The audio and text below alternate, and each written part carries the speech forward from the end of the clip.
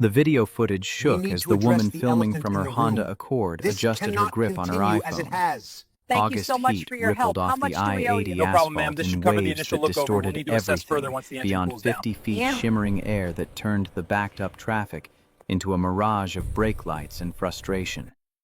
3 miles of standstill cars baking under a California sun that had pushed past 100 degrees by noon. The woman kept her camera steady on the scene unfolding 20 yards ahead. An elderly couple stood beside their smoking Honda Civic. The man's weathered face creased with worry as he lifted the hood to reveal steam billowing from the engine compartment. His wife held a flip phone, ancient, probably no data plan, trying to shield it from the sun with one trembling hand. That's when the work truck pulled onto the shoulder. Navy blue Ford F-150 with Morrison's Auto Repair painted in white letters on the door, rust spots blooming around the wheel wells like the truck had earned every mile. The driver stepped out tall, maybe 6'2", dark hair falling across his forehead, wearing jeans and a gray t-shirt already stained with oil from whatever job he'd finished before this. He grabbed a red toolbox from the truck bed and walked straight toward the smoking Civic without hesitation. No phone call to check if he had time. No calculation about whether stopping would cost him something. Just direct movement toward people who needed help. The woman filming zoomed in as he reached the couple. The elderly man's mouth moved, probably explaining what had happened, maybe apologizing for the trouble. The mechanic shook his head, already kneeling beside the front bumper, setting his toolbox on hot asphalt that had to be burning through his jeans. 2 hours. The timestamp on the video proved it. 2 hours in heat that made the air feel solid sweat soaking through the mechanic's shirt until it clung to his back and shoulders. He worked methodically, checking hoses, testing connections, disappearing under the hood until only his legs were visible. Twice he walked back to his truck for additional tools. Once he poured water from his own cooler into the Civic's radiator, sacrificing his drinking supply. Cars crawled past in the one open lane. Drivers stared. Some honked their approval. Most just kept going, grateful the delay wasn't their problem. Finally, the mechanic straightened, wiping his hands on a rag that was beyond saving. He spoke to the elderly couple, words the video couldn't capture, but his body language made clear. The car was fixed. Temporary repair, but enough to get them somewhere safe. The elderly man reached into his back pocket and pulled out a wallet. His hands shook as he extracted bills, maybe $200, judging by the thickness. Everything he had, probably. He held it toward the mechanic with the desperate gratitude of someone who knew exactly how close they'd come to being stranded without options. The mechanic looked at the money for 3 seconds. Then he pushed the man's hand back, gently shaking his head. His mouth formed words the camera barely caught, but the woman filming whispered them through her tears. "Just glad you're safe. Get that looked at properly in Fairfield." The elderly couple tried again. The man's wife stepped forward, adding her voice to her husband's. The mechanic kept refusing, kept smiling, kept treating them like the money was an insult to something bigger than a transaction. Eventually, he climbed back into his F-150 and pulled away, leaving the couple standing beside their running Civic, looking like they'd witnessed something rare. The video ended there, but the woman who'd filmed it posted it that night with a caption that went viral by morning. "There are still good people in this world." 3.2 million views in 72 hours. Comments flooded in about faith in humanity restored, and real heroes don't wear capes, and this is what America should be. News stations reached out. Morning shows wanted interviews. The mechanic's phone number visible on his truck door in the video started receiving calls from people who wanted to pay him, thank him, hire him for their own repairs. Jake Morrison ignored every single one. He was already under another car by the time the video hit 1 million views, doing what he'd always done, fixing what was broken. Charging what was fair, going home at the end of the day with grease under his fingernails and the quiet satisfaction of work done right. 3 months later, on a Friday evening in November, he was finishing a transmission job on a 1998 Honda Civic when the bell above Morrison's Auto Repair chimed for the last time that day. The fluorescent lights overhead flickered like they'd been threatening to die for the past decade. One had been out completely for 6 weeks. Jake kept meaning to replace it, but somehow never found the time. The shop smelled like motor oil and old coffee, the pot on the corner desk down to its last inch of sludge that had been sitting there since 10 that morning. Concrete floor stained with decades of leaks that no amount of scrubbing would ever fully erase. An American flag hung on the back wall above a calendar from the Giants' 2014 World Series run. Jake didn't look up from the engine. His hands were elbow-deep in the Civic's inner workings fingers, tracing the problem he'd been chasing for the past hour. The car belonged to a high school teacher in East Oakland who'd already been quoted $1,200 at a dealership for a repair Jake knew would cost half that. Tony emerged from the back office, wiping his hands on a rag that matched the futility of Jake's. 53 years old, with 2 kids at San Jose State, and the kind of face that showed every mile of the years he'd spent turning wrenches. He'd worked for Jake since the shop opened 6 years ago. Reliable, skilled, understood that fast and right weren't the same thing. "You turning away customers again?" "We're closing in 20 minutes. Jake's voice came muffled from under the hood. The bell meant someone had walked in, but the clock on the wall read 5:45, and he'd already put in 11 hours. "If it's not an emergency, they'll have to come back Monday." Real quick doesn't exist. Done right or not done at all. Silence from the front of the shop. Not the usual response. Most people either left or started explaining why their situation qualified as urgent. This person just stood there waiting with a patience that made Jake curious enough to finally look up. The woman in his doorway didn't belong. That was the first thought anyone would have, not cruel, just observational fact.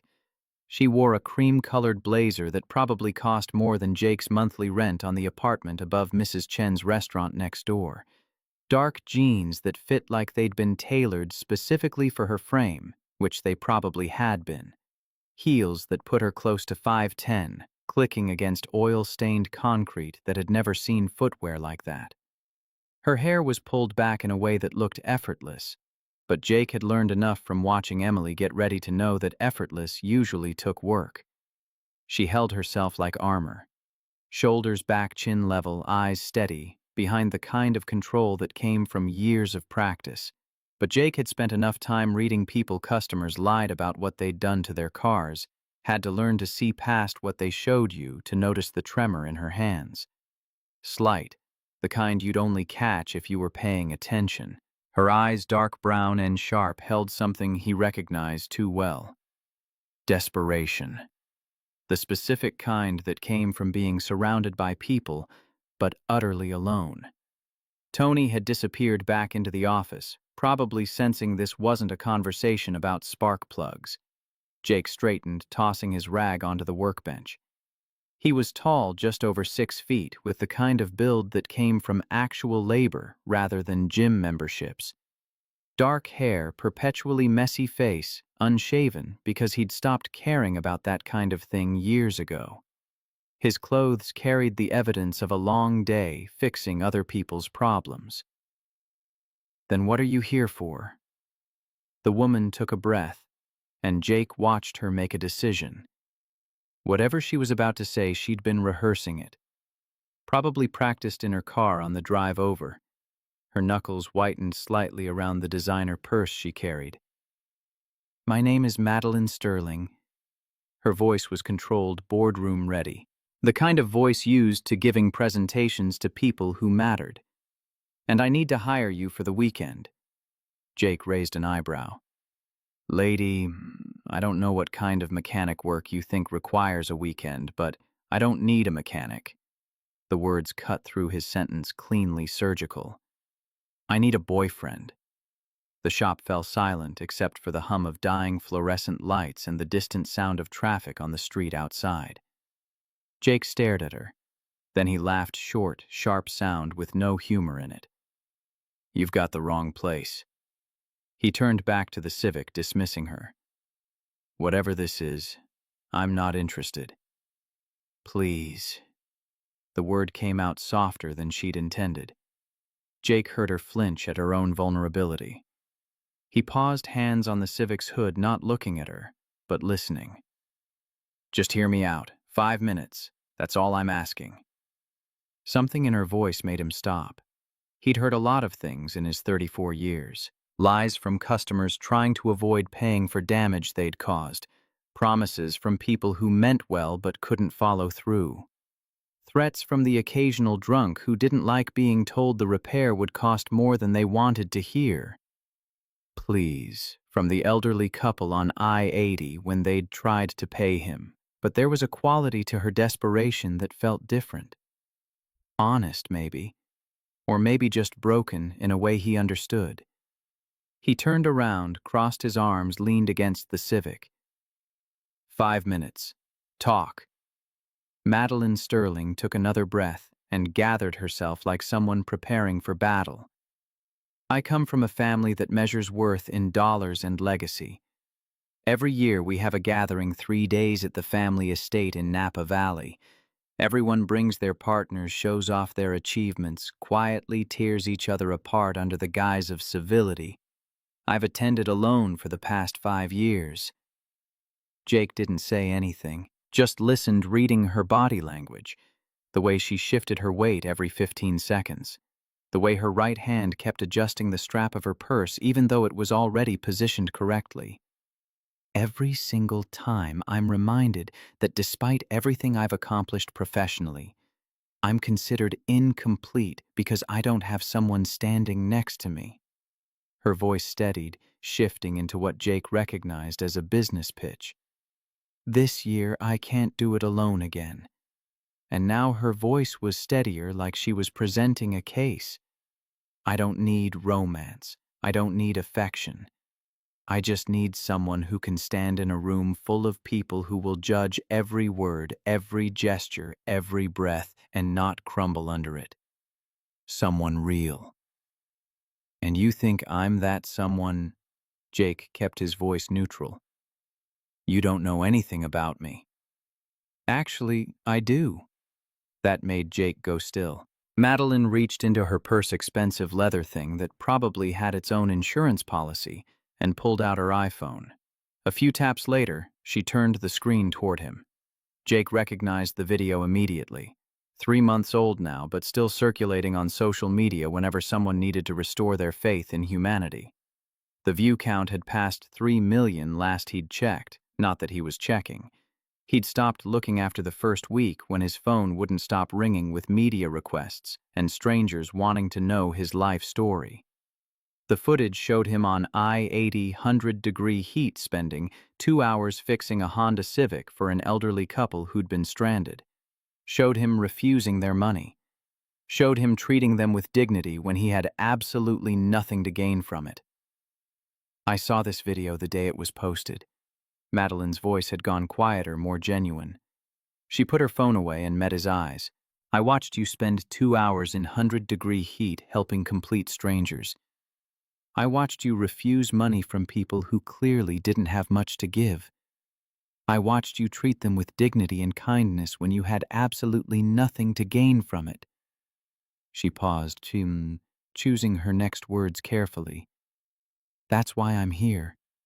Because I need someone who understands that kindness isn't a transaction. Someone who won't be impressed by wealth or intimidated by my family's status. Someone who will just be real."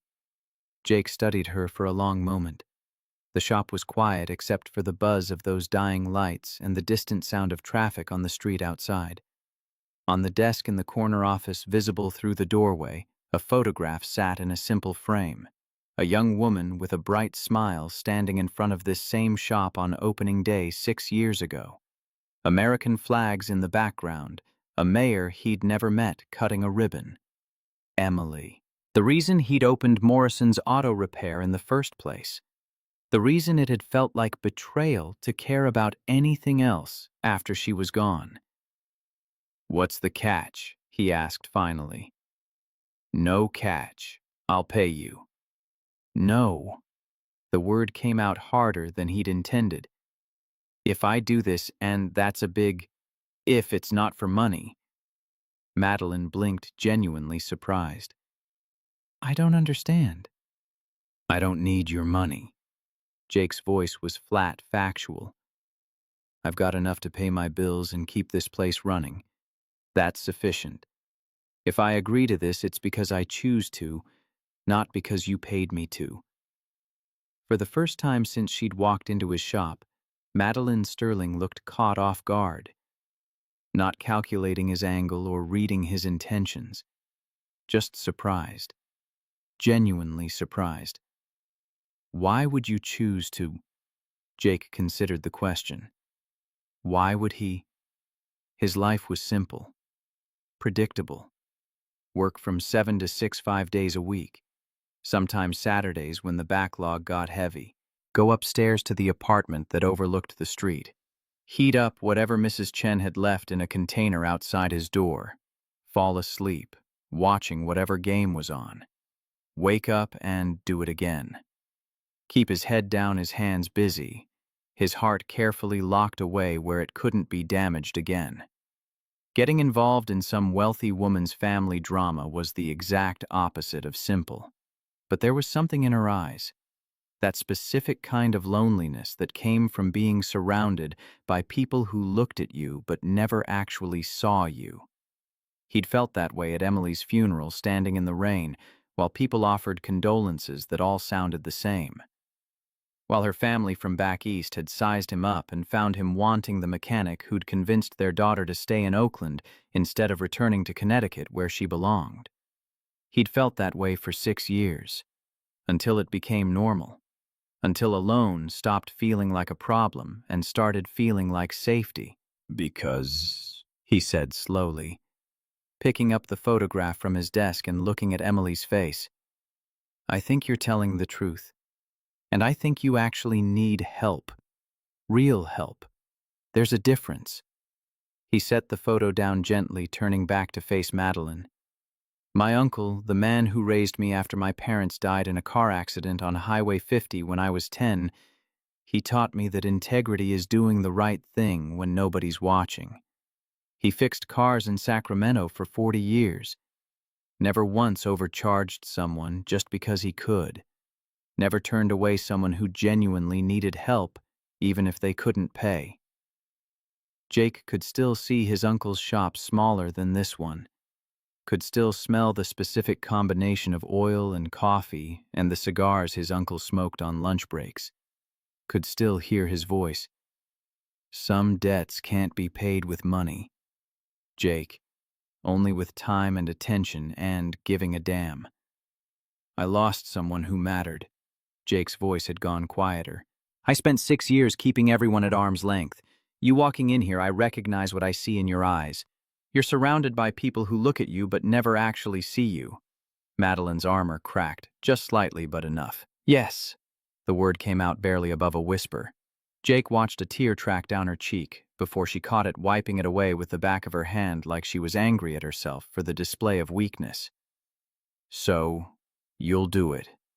One condition. Jake's voice was firm again. If at any point during this weekend I think you're playing me, using me for some game I don't understand, or putting on a show for people who don't matter, I walk. No explanation, no second chances. I just leave. That's fair? And no money. Jake repeated it like she might not have heard him the first time. Not a dollar. This isn't business. Then what is it? Jake picked up his rag again, more out of habit than need. Anything to give his hands something to do. I guess we'll find out. When's this thing happening? Next weekend, Friday through Sunday. The estate is about 2 hours north of here in Napa Valley wine country. Of course it is. Jake's voice was dry, then louder. Fine, I'll need your number to coordinate details. They exchanged information, and Jake found himself looking at a contact that simply read Madeline Sterling with a 415 area code. San Francisco. No company name, no title. Just a name and a number. Thank you. The relief in Madeline's voice was palpable, like she'd been holding her breath since walking through his door. You have no idea what this means to me. Probably not, Jake agreed. But I'm starting to get the picture. Madeline turned to leave her heels clicking against concrete. She paused at the door, one hand on the frame. That couple you helped on the highway. Did you ever find out what happened to them? Jake shrugged. Never asked. Wasn't helping them, so I'd get a story out of it. Madeline smiled. A real smile this time, not the polished version she'd walked in with. The armor was still there, but he could see the person underneath it now. No, I don't suppose you were. After she left, Jake stood in his empty shop for a long time staring at his phone. The smart thing would be to text her right now and cancel. Whatever mess she was walking into, it wasn't his problem. He had his own ghosts to manage his own wounds that still hadn't fully healed. But he didn't cancel. Instead, he went back to the Honda Civic and finished the job he'd started. Found the issue-worn clutch that would need replacing eventually, but could wait another few months if the teacher was careful. Wrote up an invoice for $400 instead of the $800 it would have cost at a dealership. Left a note about bringing it back in spring for the clutch work. Then he locked up the shop, climbed the stairs to his apartment, and tried not to think about cream-colored blazers and eyes that held too much loneliness for one person to carry alone. The week passed in the rhythm Jake had built his life around. Monday through Friday, 7 to 6. Oil changes and brake repairs and the steady accumulation of work that paid the bills and kept 3 employees fed. Marcus replaced a timing belt on a Toyota Camry. Jenny diagnosed an electrical problem in a Subaru Outback. Tony handled the walk-ins while Jake focused on the bigger jobs. He didn't hear from Madeline again until Thursday evening, when his phone buzzed with a text. Short, direct, the kind of message from someone used to coordinating schedules. Picking you up tomorrow at 3 p.m. Pack business, casual clothes for dinners, something comfortable for daytime. The family dresses for evening meals. Jake looked down at his phone, then at his closet. He'd moved into this apartment 6 years ago and hadn't updated the wardrobe since. Jeans, work shirts, and exactly 2 button-downs he kept for occasions that required looking slightly less like a mechanic. A sports coat that Emily had convinced him to buy for her cousin's wedding, shoved in the back and probably 3 inches too tight across the shoulders now. He texted back, "Define business casual." The response came 30 seconds later. "Do you own a blazer?" Jake, number Maddie. "I'll handle it. What's your size?"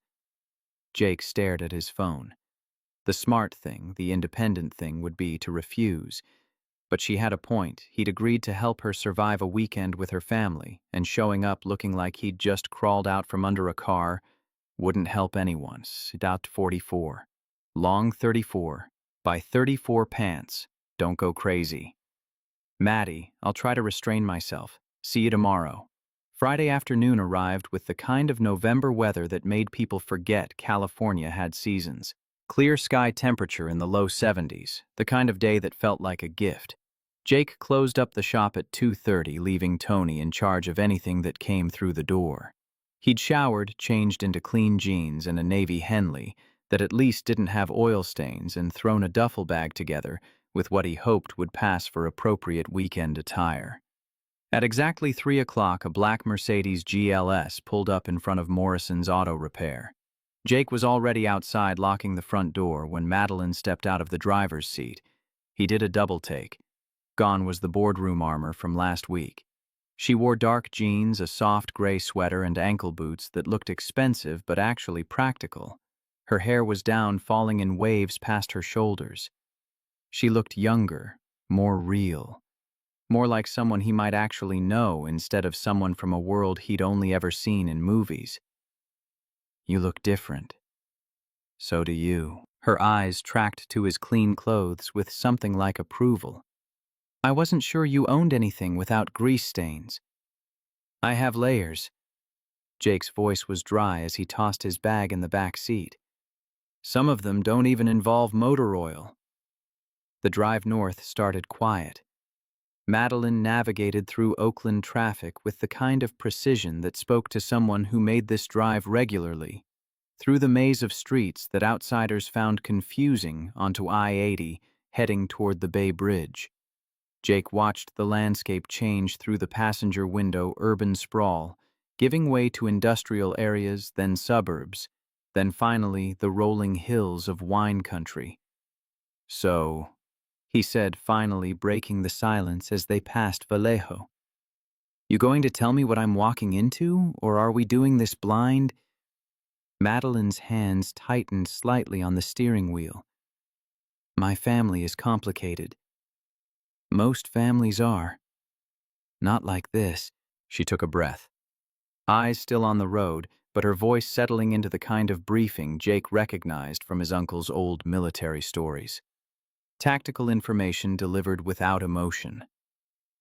"My father built a real estate empire from nothing. By the time I was born, we had more money than we could spend in 10 lifetimes. My mother came from old Connecticut money, the kind where your last name matters more than anything you actually do. Together they created this expectation machine." Jake listened without interrupting. Let her tell it at her own pace. "I have 2 siblings. My older brother Derek runs the West Coast operations of my father's company. He's married to a woman whose family owns half the commercial properties in San Francisco. They have 3 perfect children, Tyler's 14, Sophie's 11, Jackson's 8, and a perfect life at least on paper. And your other sibling, my younger sister Vanessa." Madeline's voice carried a weight that spoke to complicated history. "She married into New England old money. Charles Huntington IV, if you can believe people still name their children like that. They split their time between Martha's Vineyard and Palm Beach. She specializes in making everyone else feel inadequate by simply existing." "Sounds delightful. It's a skill." Madeline's laugh was bitter. "And my father will assess you like a business acquisition. My mother will smile while cataloging every flaw. They won't be outright cruel. That would be gauche, but they'll make their opinions known in ways that feel like compliments until you really think about what they said." Jake processed this as they passed through Fairfield, the same stretch of I-80 where he'd helped the elderly couple 3 months ago. "And where do you fit in this picture?" Madeline was quiet for a moment. When she spoke again, her voice had gone flat. "I'm the one who disappointed everyone by choosing the wrong kind of success." "Wrong kind." "I run my own company. Sterling Solutions, technology, consulting for mid-sized businesses across the Bay Area. We help companies streamline their operations, implement better systems, scale efficiently. It's successful. We did $42 million in revenue last year. We're profitable, growing, making a real difference for our clients." Jake whistled low. 42 million. That was a number so big it didn't feel real. That was, "But I'm not building a dynasty." Madeline's knuckles had gone white on the steering wheel. "I'm not married into power. I'm not producing the next generation of Sterling family legacy. I'm just Maddie who works too hard at something they don't understand and comes to family gatherings alone, which is apparently the worst crime of all." They drove in silence for a while.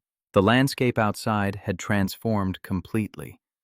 Now manicured vineyards, stretching in neat rows, expensive fences, marking property lines, estates visible in the distance that looked more like hotels than homes. This was Napa Valley, where people came to taste wine that cost more per bottle than Jake made in a week. "You said you've done this alone for 5 years, Jake said finally. "What changed?" Madeline's jaw tightened. "Last year, my mother pulled me aside after dinner. She told me she was worried about me, that a woman in her 30s without a partner was either hiding something or broken. She suggested I see someone, a therapist, to work through whatever trauma was preventing me from forming normal attachments." Jesus. I told her I didn't need therapy to explain why I hadn't found someone worth my time. She said that was exactly the kind of defensive response that proved her point. Madeline's laugh was sharp enough to cut. "So this year I decided I was done being their cautionary tale.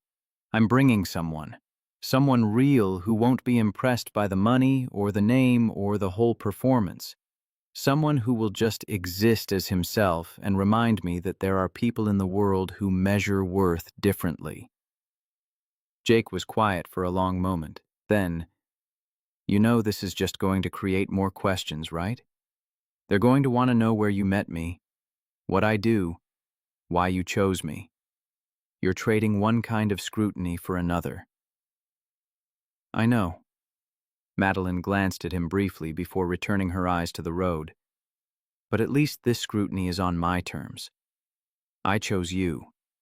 Not because you fit some checklist, or because our families would merge well, or because you'd look good in Christmas card photos.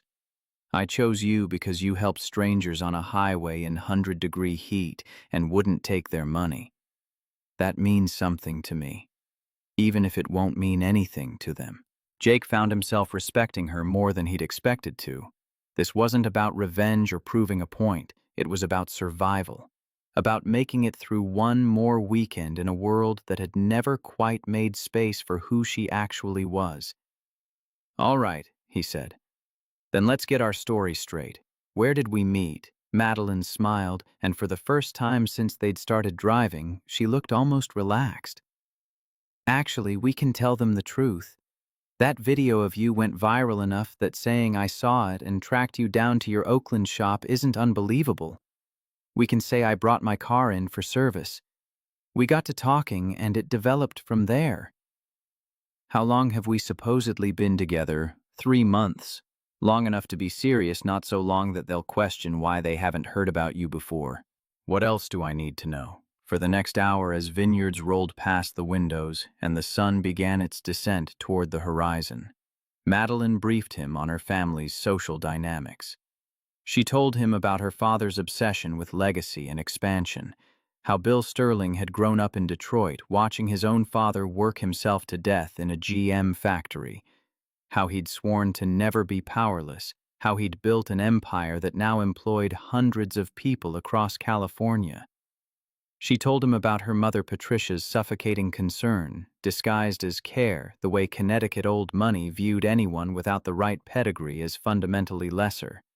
She told him about Derek's competitive streak and how he measured everything against his father's approval. About Vanessa's casual cruelty dressed up as sophistication, the way she wielded her aristocratic marriage like a weapon. She told him about family dinners where every conversation was a negotiation, about the way they kept score of achievements and failures with the precision of accountants, about the unspoken rule that vulnerability was weakness and weakness was unforgivable. And as Jake listened, he began to understand why this woman had walked into his shop looking for help. She wasn't running from her family's wealth or status. She was running from their emptiness. One more thing. Madeline's voice pulled him from his thoughts as they turned off the highway onto a smaller road lined with oak trees. My family doesn't know what I do for a living. Not really. They know I run a company, but they think it's small. Cute. A hobby that keeps me busy. But you did $42 million in revenue last year. We employ 67 people. We've transformed operations for over 200 Bay Area companies. But I don't talk about it at family gatherings because the moment I do, my father will want to acquire it. Derek will want to compete with it, and my mother will find some way to turn my success into evidence of my inability to balance work and personal life. Jake let out a low whistle. You're not just successful. You're legitimately successful. Does that change things? Should it? Madeline looked at him. Really looked at him, taking her eyes off the road, longer than was probably safe. For most people, yes. Good thing I'm not most people. They drove in comfortable silence after that until the road began to climb into hills that were manicured rather than wild. The vineyards here were pristine. The fences decorative iron instead of practical wire. The estates visible in the distance looking like they'd been designed by architects who'd never worried about budgets. Finally, Madeline turned through a gate that opened automatically at their approach, some kind of sensor system that Jake didn't bother trying to understand. The driveway was lined with California oaks leading to a house that made Jake bite back a curse. Not a house, an estate, sprawling stone and glass that looked like it belonged in a magazine spread about how the other half lived. The main structure was 3 stories of elegant architecture with wings extending on either side. Terrace gardens were visible in the fading light, perfectly maintained by people who were probably paid more than Jake made in a year. The whole thing overlooked vineyards that stretched to the horizon, Cabernet Sauvignon vines heavy with grapes ready for harvest. Home, sweet home. Madeline's voice was thick with irony as she pulled up to the circular driveway. Other vehicles were already parked. A Bentley Continental GT that probably cost more than Jake would make in his entire life. A Range Rover that gleamed like it had never seen actual off-road use. A Tesla Model X with custom rims. Through the massive windows, Jake could see people moving around inside elegant figures in expensive clothes, preparing for whatever performance the weekend required. Madeline put the car in park, but didn't move to get out. Her hands were still on the steering wheel, knuckles white breathing, carefully controlled. Last chance to run. Her voice was quiet. Jake looked at the house, then at her. You running? I don't have that option. Then neither do I. He reached for his door handle, then paused. Hey, Madeline? She turned to look at him, and in the fading light, he could see the fear in her eyes. Real fear, the kind that came from walking into a place where you'd been hurt before and knowing you were about to be hurt again. Whatever happens in there, Jake said, remember that you asked me here because you wanted someone real. So that's what I'm going to be. Real. Myself. If that embarrasses you or doesn't fit what they expect, that's not my problem. Got it? For a moment, Madeline just stared at him. Then something in her expression softened. Not relief exactly, but something close to it. Got it. They got out of the car just as the front door opened. A woman emerged, early 60s, perfectly coiffed hair that had probably required 2 hours at a salon that morning, wearing cream-colored slacks and a silk blouse that cost what Jake made in a month. Her smile was warm and welcoming right up until her eyes landed on Jake. Then the smile became something else entirely, more calculation than greeting. Madeline, darling. The woman moved down the steps with practiced grace. You made excellent time. Traffic was light through Berkeley. Madeline's voice had shifted, becoming more formal, more careful. The armor was back up, Jake realized. The version of her he'd seen in the car was gone, replaced by something harder. Mother, this is Jake Morrison. Jake, this is my mother, Patricia Sterling. Jake extended his hand, stepping forward with the same confidence he'd use walking into any situation. Mrs. Sterling, thank you for having me. Patricia took his hand. Her grip was firm but brief. Her skin was soft in a way that spoke to expensive lotions and a life free from manual labor. Her eyes, the same dark brown as Madeline's, assessed him with the precision of someone used to cataloging worth in seconds. How lovely to meet you, Jake. Madeline has told us absolutely nothing about you, which means we get the pleasure of discovering you fresh. The words were friendly. The tone was not. I'm an open book. Jake kept his voice easy, unthreatened by her assessment. Not much mystery to uncover. Oh, I doubt that. Patricia's smile never quite reached her eyes. Everyone has mysteries. The question is whether they're interesting ones. Before Jake could respond, a man appeared in the doorway. Tall, silver-haired, with the kind of presence that came from decades of commanding rooms full of people who wanted something from him. He wore slacks and a cashmere sweater that probably cost more than Jake's entire wardrobe, and he carried himself like someone who'd never questioned his right to any space he occupied. Madeline. His voice was deep, measured.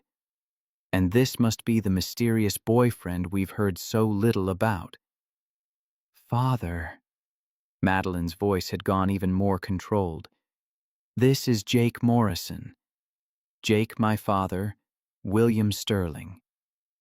Bill Sterling descended the steps with confidence that bordered on ownership, not just of this property, but of the entire situation. His handshake was firm, A test, Jake realized, seeing how hard Jake would squeeze back whether he'd try to compete or defer. Jake matched it exactly, not competing, not yielding. Equal. Bill's eyebrow rose slightly. Firm grip. That's good. Shows character. Or just that I work with my hands. And what is it you do exactly? Jake met his eyes steadily. I'm a mechanic. I own Morrison's Auto Repair in Oakland. The silence that followed was deafening. Patricia's smile froze in place like someone had pressed pause. Bill's expression didn't change, but something flickered in his eyes, surprise maybe, or disappointment, or the kind of calculation Jake had seen in his uncle's eyes when sizing up whether a car was worth fixing. From inside the house, Jake heard someone laugh. The sound cut off abruptly like they'd been shushed. A mechanic. Bill repeated the word slowly, testing it. How practical. Someone has to keep people's cars running. Indeed. Patricia's voice had gone bright in a way that felt dangerous. How wonderfully down-to-earth, Madeline, you've always had such an interesting way of surprising us. Before Madeline could respond, another voice cut through the tension. Well, well, our baby sister actually brought someone. I didn't think this day would ever come. A man emerged from the house mid-40s, expensively dressed in slacks and a cashmere sweater that matched his father's dark hair going distinguished at the temples. Behind him came a woman who looked like she'd stepped out of a society magazine, perfectly assembled in a way that suggested hours of preparation to look effortlessly elegant. And behind them, 3 children, teenager wearing a Stanford t-shirt, looking skeptical younger girl, carrying an iPad studying Jake with open curiosity, and a small boy whose eyes had locked onto Jake's F-150 truck with something close to wonder. Derek? Madeline's voice was carefully neutral. Jake, this is my brother Derek, his wife Amanda and their children, Tyler, Sophie, and Jackson. Derek looked Jake up and down with the kind of assessment that reduced a person to their market value. Amanda's smile was sharp enough to cut glass. The kids hung back watching. A mechanic from Oakland. Derek's voice carried something Jake couldn't quite identify. Not quite mockery, not quite curiosity. How refreshingly blue-collar. Tell me, Jake, where exactly did you two meet? At my shop. Jake kept his answer simple, direct. Madeline brought her car in for service. We got to talking. How romantic. Amanda's voice dripped with something that definitely wasn't sincerity. Car trouble leading to love, like something out of a Hallmark movie. Life's stranger than fiction sometimes.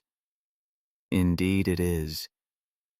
This voice came from inside female, carrying a faint accent that spoke to East Coast boarding schools and summers in places Jake had never been. A woman descended the grand staircase, visible through the open door.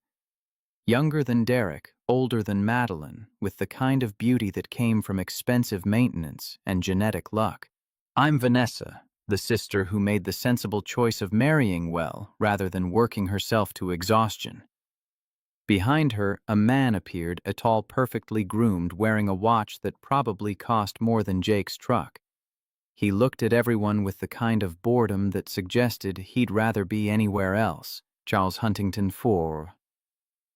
Jake assumed. New England aristocracy playing at being present. Vanessa, Madeline's voice carried a warning.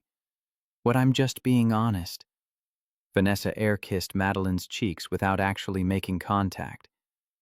And you must be the famous Jake.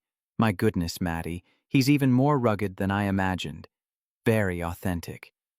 The way she said authentic made it sound like an insult. Jake had spent exactly 5 minutes with the Sterling family, and he already understood why Madeline had walked into his shop looking desperate. These people didn't have conversations. They had verbal fencing matches where every word was chosen to draw blood while maintaining plausible deniability. Why don't we get you both settled? Patricia suggested, gesturing toward the house with the kind of authority that expected immediate compliance. Dinner's at 7, business casual as always. I'm sure Madeline can help you navigate our dress code, Jake. I'm sure she can. Jake picked up both his duffel bag and Madeline's weekend bag from the car.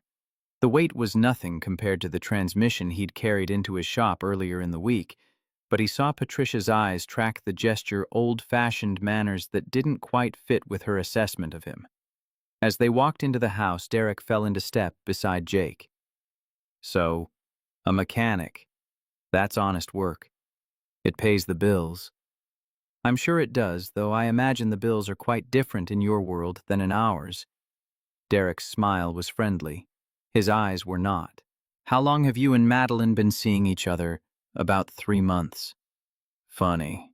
Derek's voice stayed light, conversational. She hasn't mentioned you once in our weekly calls.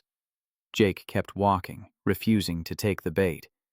Maybe she wanted to keep something private for once.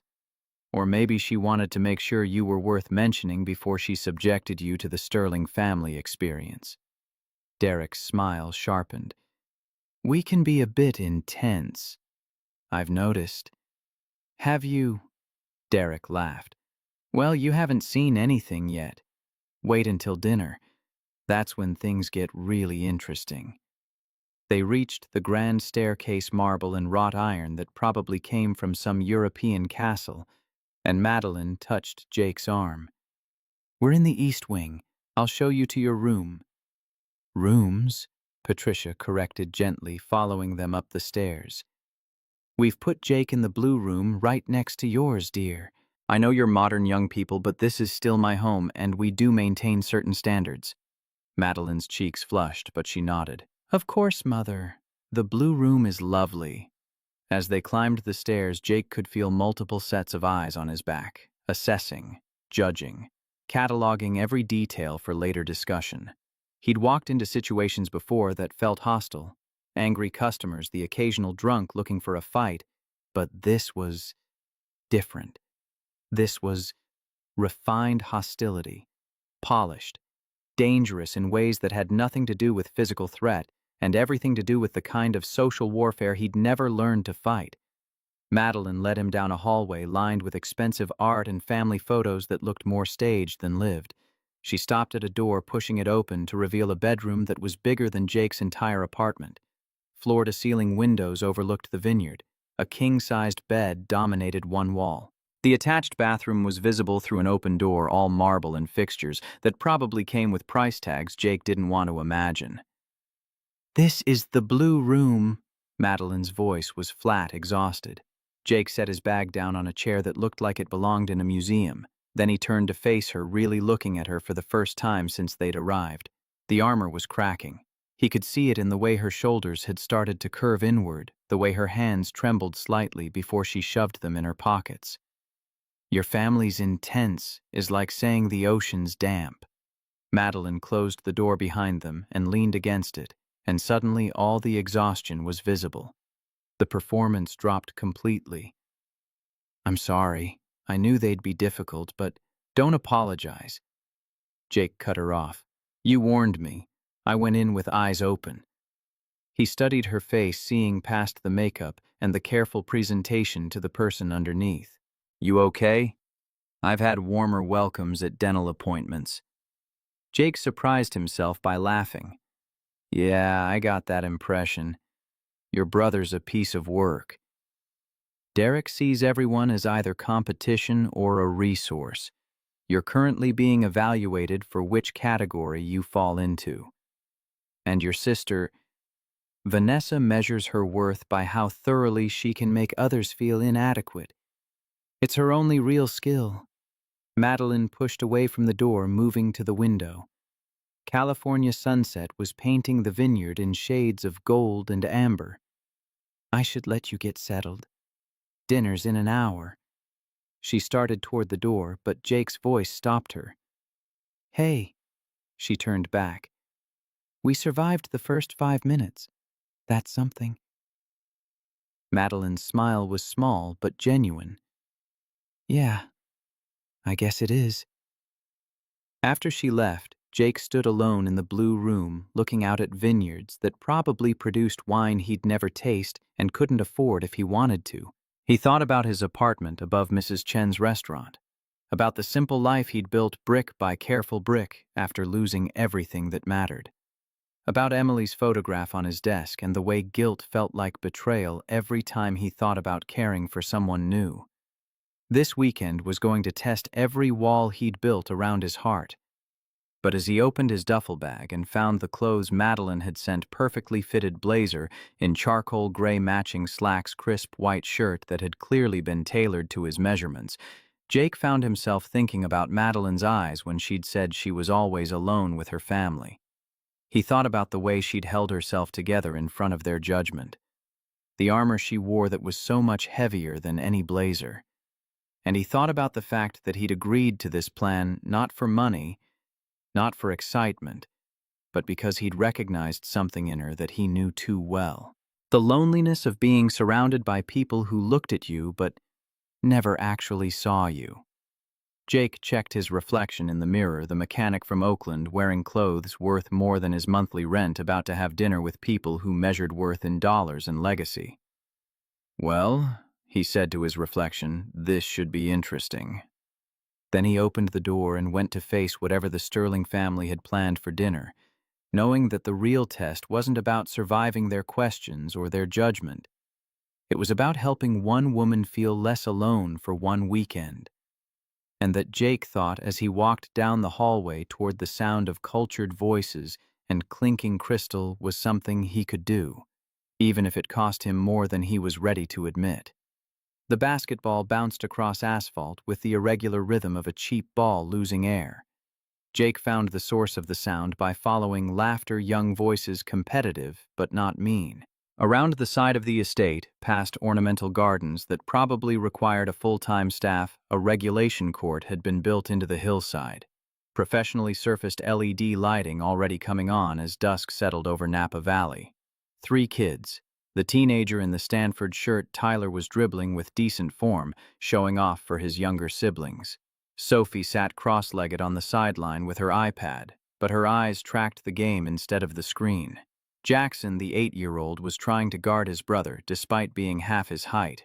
Jake had changed into jeans and a button-down the blazer left upstairs because dinner was still 40 minutes away, and he'd rather meet the kids before facing the adults again. The ball rolled toward him as he approached, and he caught it without thinking. Tyler stopped mid-dribble, surprised. "Lucky catch!" Jake spun the ball in his hands, once feeling the weight, then stepped to the three-point line and shot. The ball arced perfectly, swishing through without touching the rim. Tyler's expression shifted from skeptical to grudgingly impressed. "Okay, lucky shot.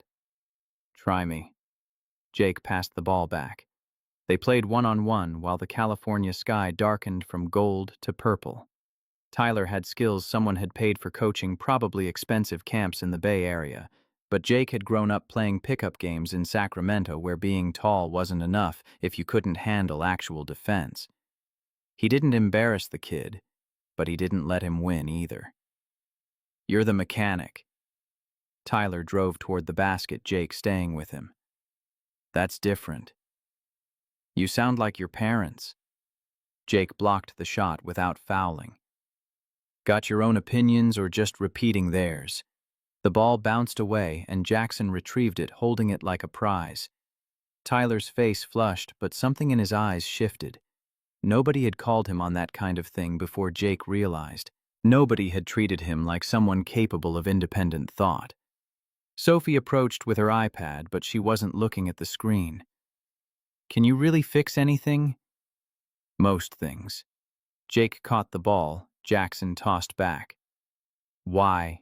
She disappeared into the house and returned 2 minutes later, carrying a remote control car. American brand Traxxas, expensive but currently dead in her hands. "It stopped working last month. Dad said he'd look at it, but he's always busy." Jake knelt on the asphalt, setting the car down. He pulled his Leatherman from his pocket, the same multi-tool his uncle had carried for 40 years, passed down when he died. Opened the battery compartment, found the connection corroded. 2 minutes with the knife blade scraping contacts clean and the car whirred to life in Sophie's hands, her face transformed. Pure joy, the kind kids showed before they learned to hide their emotions. Jackson had dropped to his knees beside Jake, watching every movement with the intensity of someone discovering magic existed. Nobody else would take time to fix this. All the grown-ups just say later and forget. Jake handed the car back to Sophie. Things are worth fixing, especially when they matter to someone. Thanks, Jake. You're nice. For a mechanic, Tyler added, but the edge was gone from his voice. He shot the basketball, missed, grabbed the rebound. Wanna keep playing? They played until Patricia's voice cut through the evening air, calling everyone to get ready for dinner. The kids scattered toward the house, Sophie clutching her resurrected car. But Tyler paused at the door. Jake, that was actually cool, the car thing. Your sister was happy. That's what matters. Tyler nodded like Jake had said something profound instead of obvious. Then he was gone and Jake was left alone on the basketball court as the last light faded from the sky. The dining room could have comfortably seated 30. Tonight it held 12 around a table that gleamed with crystal and silver, lit by chandeliers that cast everything in warm light that felt anything but warm. Jake sat to Madeline's left, directly across from Vanessa and Charles. Derek and Amanda flanked Bill at the head of the table. Patricia presided from the opposite end like a queen surveying her court. And the kids were there, not banished to eat elsewhere like Jake had expected. Jackson had claimed the seat next to Jake deliberately. Sophie sat across from him, and Tyler was at the far end but close enough to watch everything. Staff appeared from hidden doors to serve the first-course soup that probably had a French name Jake wouldn't pronounce correctly. He picked up the correct spoon without hesitation, the diagram Madeline had texted him during the week proving useful. Bill opened the assault while cutting his bread with a silver knife. So Jake, Madeline tells us you own your own business. That's admirable. The American dream, building something from nothing. I don't know about the American dream. Jake kept his voice even conversational. But it's mine and it pays the bills. How modest, Vanessa's voice carried across the table like a blade wrapped in silk. Tell me, how does a mechanic from Oakland date someone like our Madeline? It seems quite the social leap. Jackson stopped eating his spoon, frozen halfway to his mouth. Sophie's eyes went wide. Tyler leaned forward slightly, and Jake realized the kids were suddenly paying attention in a way they probably didn't during normal family dinners. I don't really think in those terms. Jake met Vanessa's eyes calmly. People are people, regardless of bank accounts. How very egalitarian. Charles spoke for the first time all evening, his voice carrying the bored drawl of someone who'd never had to work for anything. One wonders if that philosophy holds up when the bills come due. It holds up fine when you live within your means. Amanda set down her fork with deliberate precision. What kinds of things do you and Madeline have in common? I'm trying to imagine what a mechanic and a tech CEO would bond over. Jake took a sip of wine, Napa Valley Cabernet, that probably cost more per bottle than he made in a day, and considered his answer. We both know what it's like to build something from scratch. We both understand that reputation matters more than advertising. And we both appreciate honesty over performance. The last word hung in the air like a challenge. Patricia's smile didn't waver, but something sharp appeared behind her eyes. Honesty is certainly important, though I've always believed that courtesy and honesty can coexist beautifully when one has sufficient practice. I'm sure they can. Jake's voice stayed level. I just prefer to spend my time fixing engines instead of perfecting diplomatic language. Derek laughed, sharp, sudden sound. I like him, Madeline. He's refreshingly direct, not at all what I expected. And what did you expect? Madeline's voice had gone quiet in a way that made Jake think of compressed springs. Someone more polished. Someone who understood the way our world works. Derek swirled his wine, watching the liquid catch the chandelier light. But maybe that's exactly why you chose him, because he doesn't understand it, and therefore can't be corrupted by it. Or maybe I chose him because he treats me like a human being instead of a business opportunity. Sophie looked at her mother, then at Madeline, something clicking in her 11-year-old brain. Mom, why are you being mean to Jake? He's nice. He fixed my car. Amanda's expression went tight. We're not being mean, honey. We're just asking questions. You're asking mean questions. Jackson's voice was matter of fact, the kind of truth that only 8-year-olds could deliver without apology. Derek's face flushed. Jackson, that's enough. But the damage was done. The kids had spoken the truth, everyone else was dancing around, and suddenly the whole table felt it. The adults performing, the children seeing through it. The gap between what was being said and what was actually happening. Bill cleared his throat, trying to reclaim control. Perhaps we should discuss something more pleasant. Jake, tell us about your family. Where did you grow up? Here it comes, Jake thought. The excavation of his background to find something that explained why he wasn't suitable. Sacramento. My parents died in a car accident on Highway 50 when I was 10. My uncle raised me, he was a mechanic, ran a shop there for 40 years before a heart attack took him 8 years ago. Jake delivered the information without emotion, facts stated cleanly. No siblings. Vanessa leaned back in her chair, wine glass held like a prop in a play she'd rehearsed. So you're quite alone. No family at all. I've learned to build family from people who choose to be in my life rather than people who share my DNA. How very modern. Charles murmured the word modern, carrying the same weight as unfortunate. Derek leaned forward, laser-focused now. 3 months, you said, and Madeline hasn't mentioned you once in our weekly calls. That's interesting. Tyler's eyes tracked between his father and his aunt. Sophie had gone very still. Jackson kept eating, but Jake could tell he was listening to every word. Maybe she wanted to keep something private for once, Jake said. Novel concept, I know. Or maybe she wanted to make sure you were worth mentioning before subjecting you to the Sterling family experience.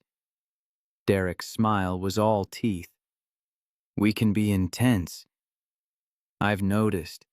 The conversation turned Bill asking about Jake's growth strategy, Patricia inquiring about his business model, Amanda probing about how he planned to expand. Questions designed to expose the limitations of his ambitions to highlight the gap between his small Oakland shop and their empire built across California. Jake answered honestly. He had 3 employees. He had no expansion plans. He made enough to keep everyone paid and the lights on. Sufficient. Bill's fork paused halfway to his mouth. Not thriving, not growing, not building towards something larger. Sufficient is underrated. Jake set down his fork, meeting Bill's eyes directly. Not everyone needs to conquer the world, but everyone who's worth their salt wants to leave a mark. Bill's voice had gone hard. Legacy matters, Jake. What we build, what we pass on, that's what defines us. I think what defines us is how we treat people when we have nothing to gain from treating them well. Jake felt Madeline's hand find his knee under the table, warning or support, he couldn't tell which. Legacy is just another word for ego if it comes at the expense of human decency. The soup course was cleared in silence so thick it pressed against Jake's chest. The second course arrived, fish with sauce that probably had a name, and people ate mechanically aware of every eye on the table, every assessment being made. Then Amanda went for blood. Jake, let's be realistic for a moment. She set down her fork, giving him her full attention in a way that felt predatory. Madeline is successful, educated from a prominent family. She moves in circles where business and personal life naturally intertwine. Are you truly telling us that your little Oakland shop wouldn't benefit from her connections? That you haven't thought about how access to her network could change your business? Jake looked at her calmly. My little shop is exactly the size I want it to be. I don't need growth. I don't need connections. What I need is to do good work for fair pay and go home at night knowing I helped someone solve a problem. Madeline's connections don't factor into that equation. Then you're either a liar or a fool, Vanessa said bluntly. Everyone wants something. Everyone has an angle. You're just better at hiding yours. Madeline's hand on his knee tightened until her nails dug in through his slacks. Jake could feel her entire body vibrating with tension, could sense she was about 3 seconds from shattering. Or... Madeline's voice cut through the dining room like broken glass. She stood suddenly, her chair scraping against expensive hardwood. He's telling the truth, and you can't comprehend that because you've never met anyone who values integrity over advancement. Victoria's eyes widened. Derek's fork froze mid-air. Even Charles looked mildly interested for the first time all evening. Excuse me, Vanessa's voice had gone dangerously quiet. You heard me. Madeline was pacing now, her polished veneer cracking to reveal fury that had been building for years. Lucas came here because I asked him to, not because he thought he'd gain something from our family, not because he's looking for business opportunities, not because he's trying to climb some social ladder you all seem to think everyone's desperate to ascend. He came because I needed help, and he's the kind of person who helps people when they ask. Madeline, darling, Patricia began. No, Mother. Madeline spun to face her. You wanted honesty. Let's have honesty. I've spent this entire meal watching you pick apart a good man because he doesn't fit your narrow definition of acceptable. Because he works with his hands. Because he's from Oakland instead of Connecticut. Because he measures success differently than you do. She turned to Bill. When's the last time you asked about my company? Dad actually asked, not suggested I sell it or go public or let you acquire it. When's the last time you celebrated my success without immediately comparing it to Derek's? Bill opened his mouth, but nothing came out. I'll tell you when. Madeline's voice was shaking now, but she kept going. Never. Not once in the 6 years since I founded Sterling Solutions. Because in this family, achievement only counts if it builds the dynasty. If it adds to the Sterling legacy. Everything else is just a hobby keeping me busy until I wise up and do what you actually want. Tyler sat frozen, staring at his aunt like he'd never seen her before. Sophie's eyes were huge. Jackson had stopped eating entirely. That's not fair, Derek protested. I've never asked for... You don't have to ask. Madeline's laugh was bitter. You're the golden child. You took over the family business. You married Amanda from the right San Francisco family. You produced Tyler, Sophie, and Jackson to carry on the Sterling name. You did everything right according to the rule book I never agreed to follow. She turned back to the whole table, her voice dropping but somehow carrying more weight. You want to know what Sterling Solutions did last year? $42 million in revenue. 67 employees across the Bay Area. Over 200 companies whose operations we've transformed. I built that. Me, without family money, without the Sterling real estate empire, without any of your help. Bill's face had gone pale. 42 million. Why didn't you? Because the moment I tell you the real numbers, you'll want to acquire it, or Derek will see it as competition, or Mom will find some way to turn my professional success into evidence I can't balance work and personal life. Madeline's eyes were wet now, but her voice stayed strong. I can't win with you people. If I'm alone, I'm broken and need therapy. If I bring someone like Jake, he's not good enough because he doesn't fit your checklist. There's literally no version of my life that would make you happy because you don't actually care about my happiness. You care about whether I'm living up to the Sterling legacy. Tyler stood up suddenly. Aunt Maddie's right. His voice cracked on the words, but he pushed through. I hear you guys talking about her after she leaves, about how she needs to settle down and have kids and stop working so hard. Like she's some kind of problem that needs solving instead of, he gestured helplessly, instead of just being successful on her own terms. Tyler, sit down, Derek said. No. Tyler's hands were shaking, but he didn't sit. Aunt Mattie is kind of a badass.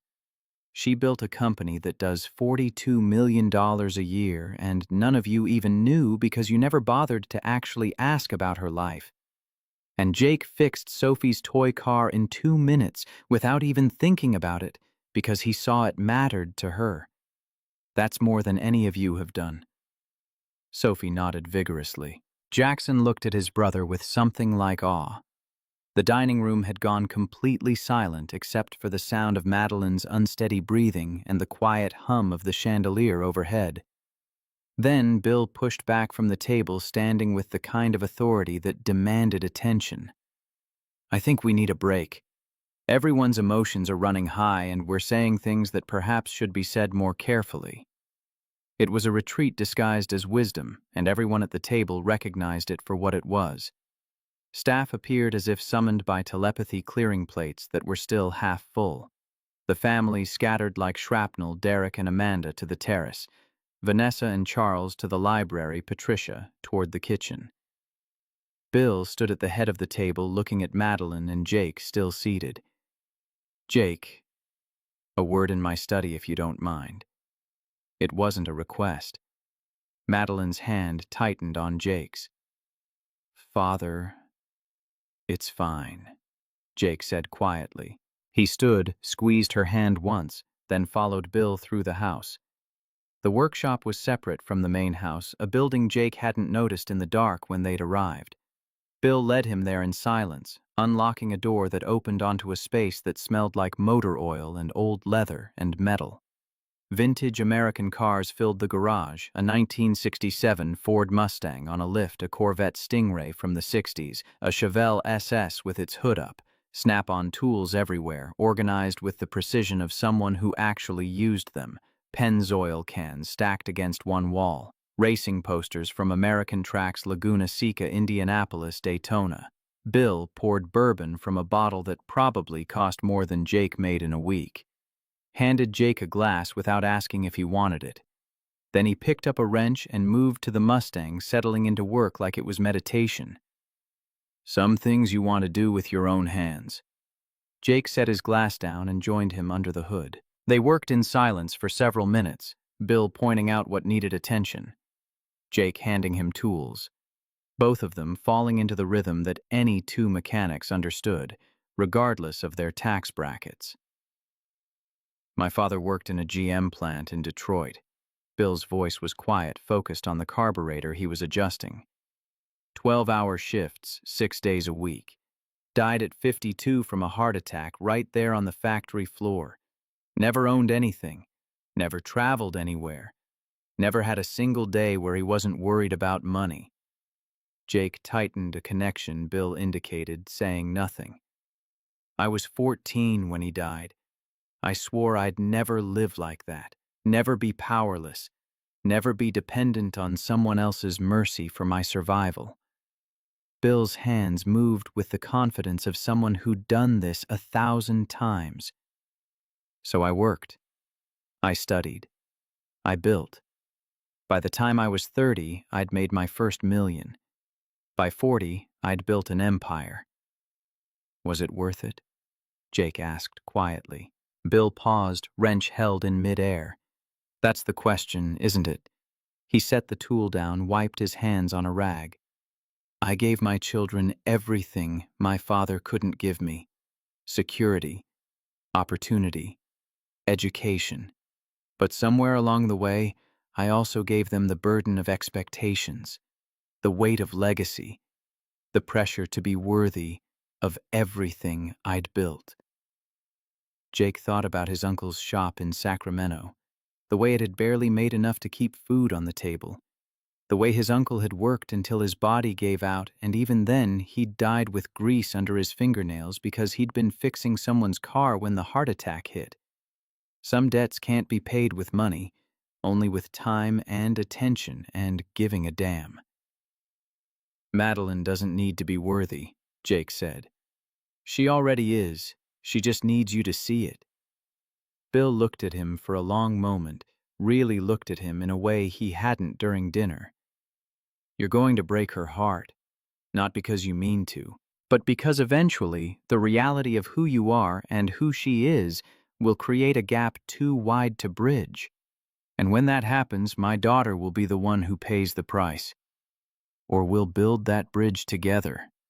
Jake met his eyes. One honest conversation at a time. One choice at a time. One moment of choosing each other over the easy path. That's optimism talking. Optimism breaks eventually. Reality has a way of wearing it down. I've had my optimism broken before, Mr. Sterling. I know what that costs. Jake thought about Emily, about the funeral in the rain, about 6 years of not letting anyone matter. But I also know that cynicism is just another kind of cowardice. It's easier to assume failure than to risk hoping for something better. Bill pulled a business card from his wallet, wrote something on the back with a pen from his pocket. My direct cell. If you ever need advice about loving stubborn women, call me. Not the office, not my assistant. Me. He handed the card over and Jake tucked it into his pocket. When Patricia and I got married, I had nothing. Her family, old Connecticut money going back to the Mayflower, thought I was trash from Detroit. They gave us 5 years before she'd come running back to Greenwich. Bill's voice had gone rough with emotion he was trying to hide. We've been married 42 years. You know what made the difference? What? She chose to believe in what we were building, instead of what everyone said we couldn't have. If you're going to be with my daughter, you'll need to make that same choice every day. Even when it's hard. Especially when it's hard. They finished the work on the Mustang in silence. When Jake finally headed back to the house, his hands smelled like motor oil and Kentucky bourbon, and he was carrying the weight of a father's warning wrapped up as a blessing. He found Madeline in the garden, standing alone under lights that turned the cultivated landscape into something almost magical. She turned as he approached, and Jake saw tracks of tears on her face that she hadn't bothered to hide.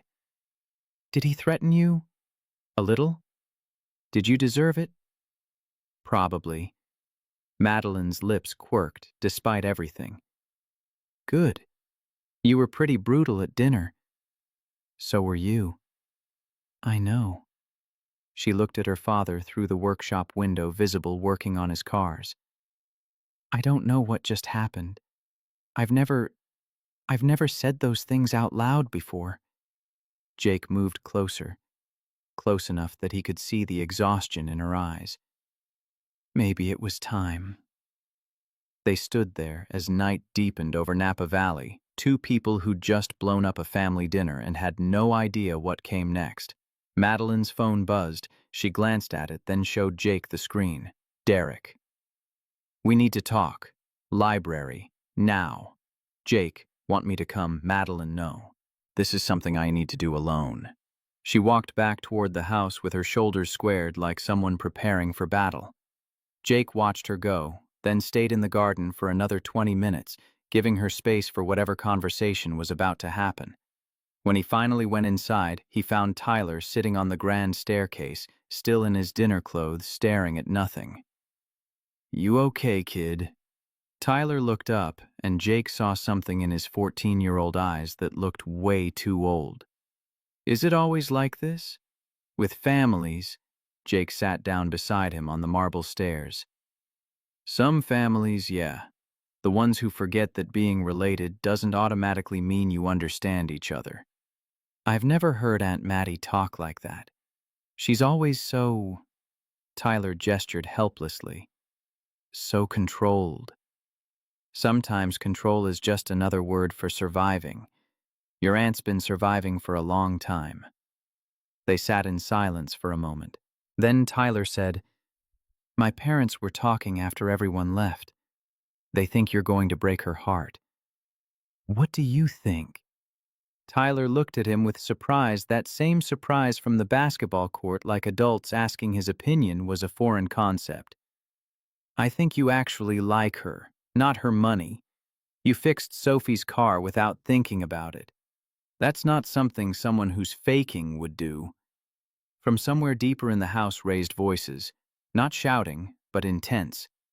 Jake couldn't make out words, but he recognized Madeline's voice and Derek's going back and forth like a tennis match. Sophie appeared at the top of the stairs in pajamas, rubbing her eyes. Are they fighting again? Talking, Tyler corrected. Loudly. Same thing. Sophie came down and sat on Jake's other side, small and worried. If you love Aunt Maddie, why don't you just get married? Jake felt the question hit him square in the chest. 8 years old and cutting straight to the truth. It's more complicated than that, kiddo. Adults always say that. Jackson's voice came from behind them. The whole family was gathering on the stairs, now drawn by the sound of honest emotion in a house that usually ran on performance. But it's not. My friend Tommy's parents got divorced because his dad said things were complicated. Then his dad married someone else 6 months later. It wasn't complicated. He just didn't love Tommy's mom anymore. Jake looked at these 3 kids, Tyler trying to figure out what kind of man he wanted to be. Sophie watching everything with sharp eyes that missed nothing. Jackson speaking truth with the fearlessness that comes before the world teaches you to lie. Do you love Aunt Maddie? Sophie asked. The question hung in the air. From deeper in the house, the voices had gone quiet. Jake wondered if the conversation was over or if they'd just moved somewhere more private. Yeah, he said finally. I do. Then marry her, Tyler said, like it was the simplest thing in the world. That's what people who love each other do. Before Jake could respond, Madeline appeared at the end of the hallway. Her eyes were red, but her face was set with something like determination. She looked at Jake, surrounded by her nieces and nephew, all of them waiting for the next move in this family drama. Kids, it's late. Go to bed. They scattered reluctantly, Sophie hugging Jake before she went. Tyler nodded at him like they'd reached some understanding. Jackson waved. Then it was just Jake and Madeline in the hallway, and whatever had happened in that library was written all over her face. Derek apologized, she said, and her voice was hollow with shock. Actually apologized for comparing himself to me all these years, for making everything a competition I never signed up for. Jake stood walking toward her. That's good, right? I don't know. Madeline's laugh was unsteady. I've spent so long being angry at them that I don't know what to do now that they're actually listening. She looked up at him, and Jake saw fear there. Real fear. Not of her family anymore, but of something else. Something that had to do with the way Jackson's question was still echoing in his head. Do you love Aunt Maddie? Yeah, I do. And suddenly, Jake realized the danger he was in. This weekend was supposed to be temporary. A favor for someone who needed help. A chance to do something good and then return to his safe, simple life. But somewhere between fixing Sophie's toy car and defending Madeline at dinner and working on vintage Fords with a father who was learning to express pride without conditions, somewhere in there Jake had stopped performing and started meaning it. He cared about her, more than he'd cared about anyone in 6 years. More than felt safe. Madeline saw something in his face because her expression shifted, softened. Jake, we should get some sleep, he said, cutting her off before she could finish whatever she'd been about to say. It's been a long day. They walked upstairs together in silence, and when they reached their doors, the blue room and her room right next to each other, Madeline touched his arm. Thank you.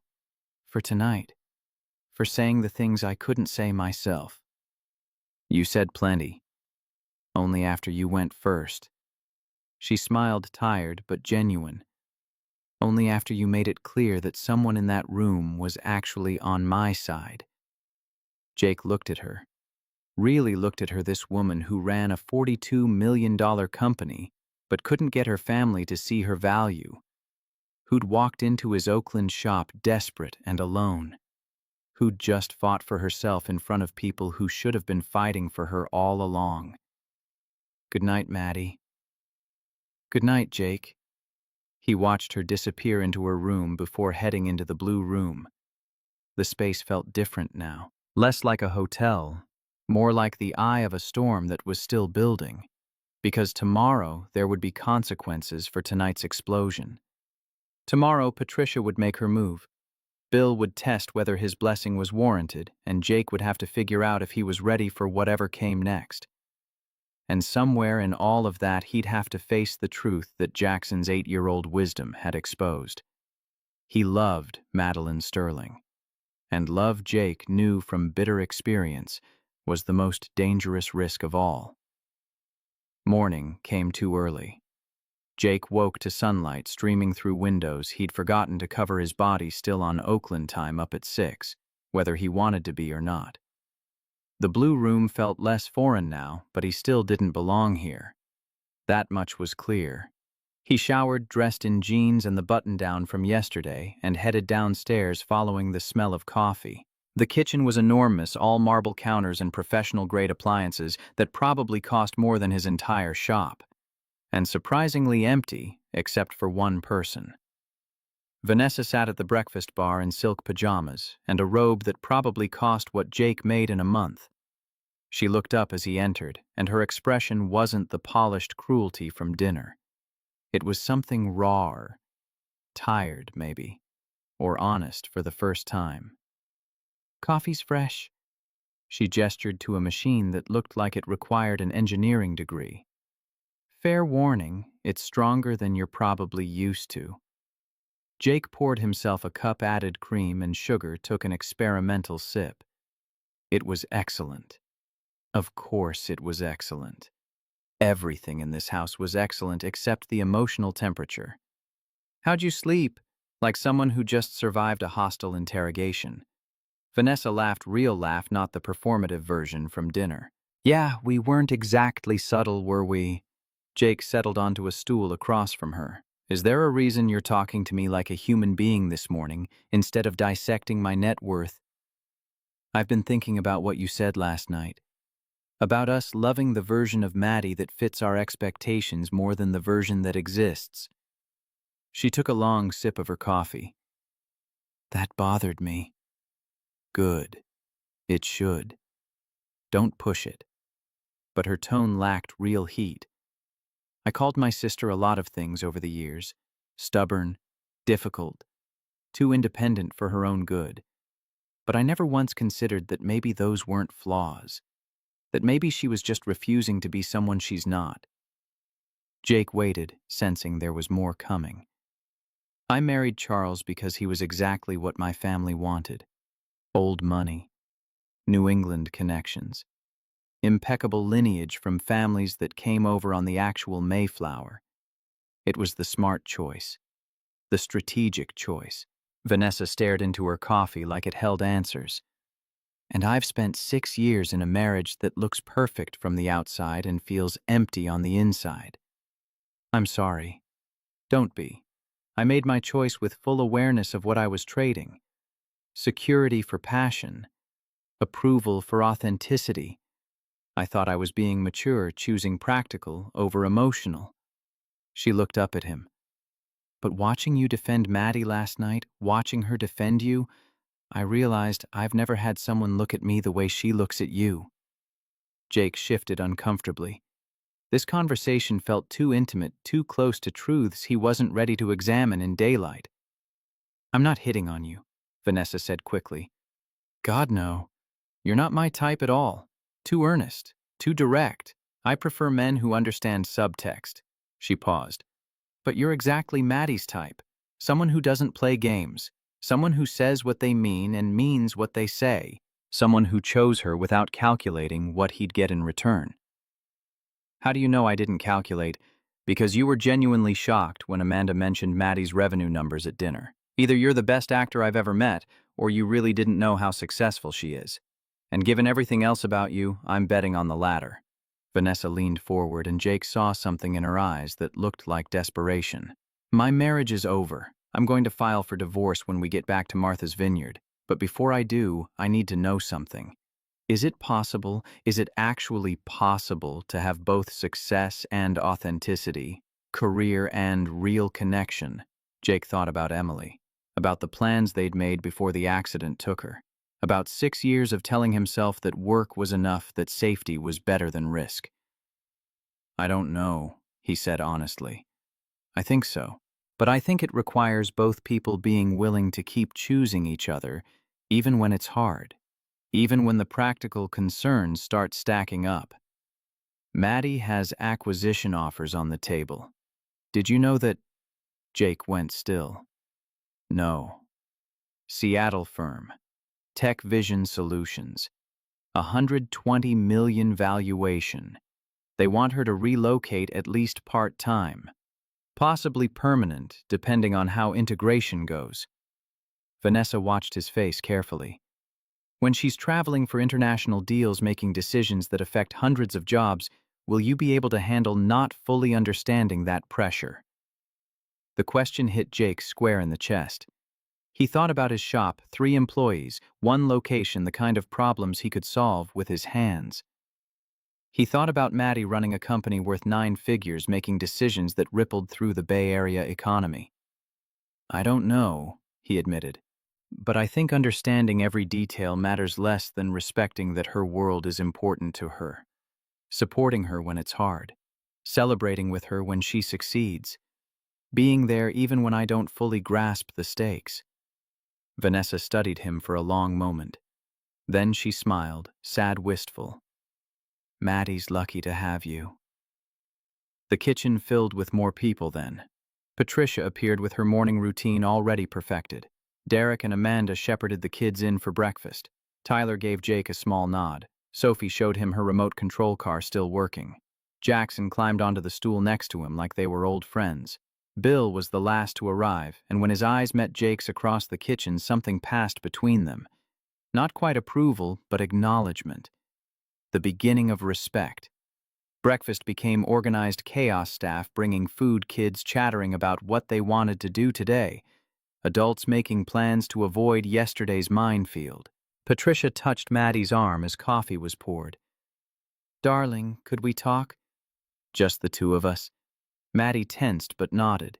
They disappeared toward the garden, and Jake watched them go with the same worry he'd felt last night.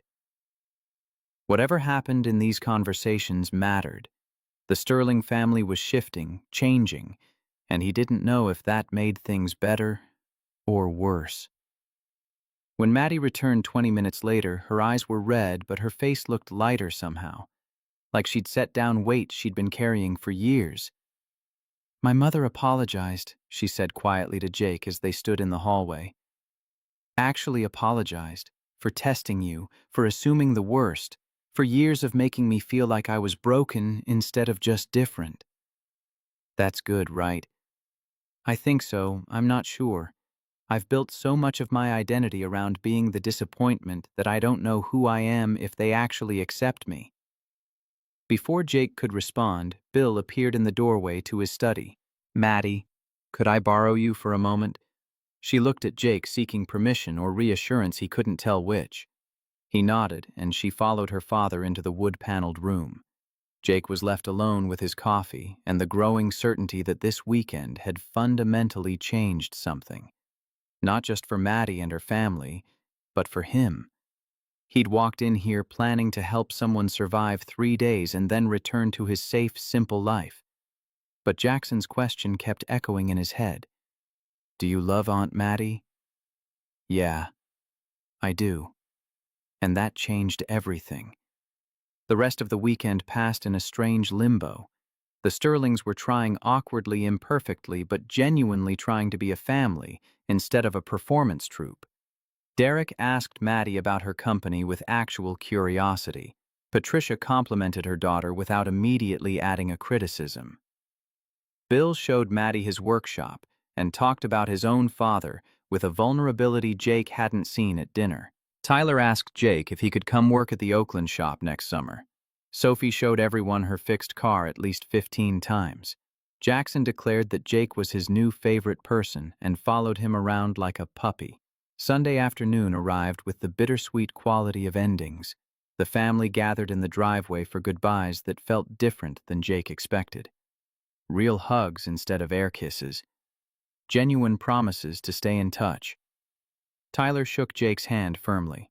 Sophie made him promise to teach her how to fix things. Jackson announced that when Jake and Maddie got married, he wanted to be the ring bearer. Bill pulled Jake aside one last time. My daughter's going to make a decision about those acquisition offers soon.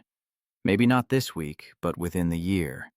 When she does, her life will change dramatically. She'll need someone who can handle that. I understand. Do you? Bill's eyes were sharp. Because loving someone means supporting their growth even when it complicates your life beyond recognition.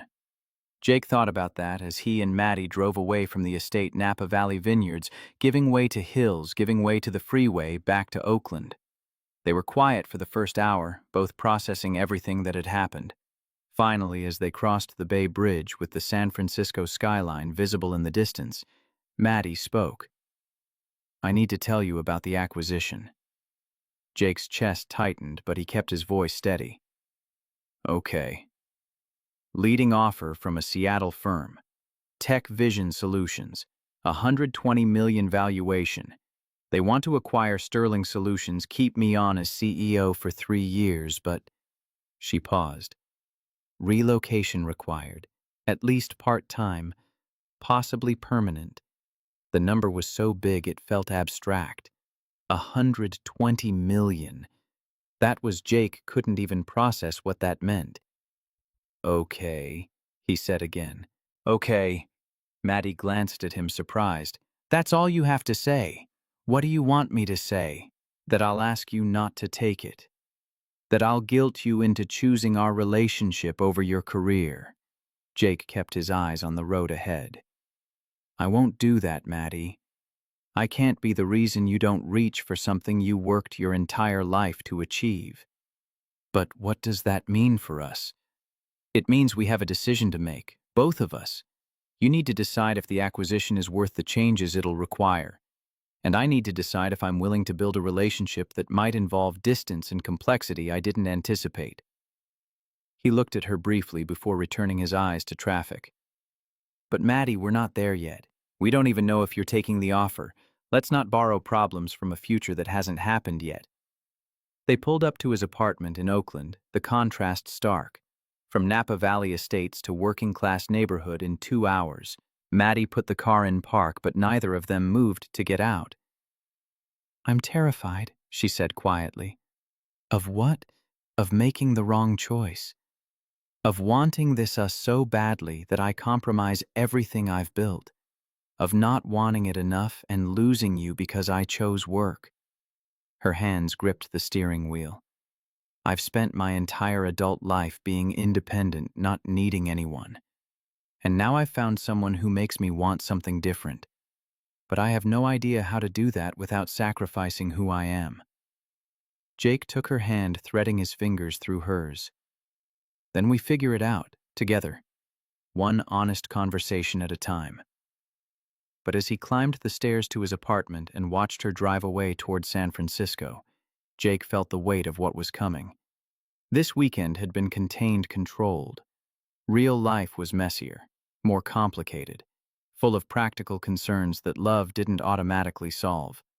3 weeks crawled by like months. Jake and Maddie talked every night, sometimes for hours, sometimes just brief check-ins before emergencies pulled one of them away. They saw each other when they could steal time. Maddie showing up at the Oakland shop at 7 in the morning with Pete's coffee. Jake driving to her San Francisco office at 11 at night when she texted that she was overwhelmed. They had their first real fight in week 2. Jake had scheduled a fishing trip to Lake Tahoe planned for months with Tony and Marcus. The same weekend, Maddie had a client crisis that required all hands on deck. She called Friday morning voice frantic, asking if he could cancel. I can't just bail on them, Jake said, already feeling guilt creep in. So you're choosing a fishing trip over me? That's not fair. This was planned before we even met. And this client represents 15% of my revenue. If I lose them because I can't give them my full attention, they'd both said things they regretted, hung up angry, spent a miserable day apart before meeting at a Blue Bottle Coffee in Oakland the next morning to repair it. I'm sorry, Maddie said. I can't expect you to be constantly available just because my work is unpredictable. And I'm sorry for making it sound like your emergency wasn't important. Jake reached across the table. We need a better system. They created an shared Google Calendar, emergency codes versus normal requests, boundaries that protected both their work and their relationship. It wasn't perfect, but it was honest. In week 3, Jake got an offer that tested everything. Tony walked into his office carrying a contract, his expression unreadable. Boss, you need to see this. Fleet maintenance contract from Tech Vision Solutions. 80 vehicles across the Bay Area. Premium rate. 3-year guarantee. Jake read the numbers and felt his stomach drop. $300,000 a year. Triple his current revenue. Enough to hire 10 more mechanics, expand to a second location in Berkeley or Hayward, transform his business from small shop to legitimate operation. The catch? Jake asked, because there was always a catch. 24/7 availability. Someone on call always for their Seattle executives visiting the Bay Area. They're demanding, but the money... Jake looked at Emily's photograph on his desk. Then at his phone, Maddie's last text visible. Miss you. Board meeting in SF ran late. Call when you can.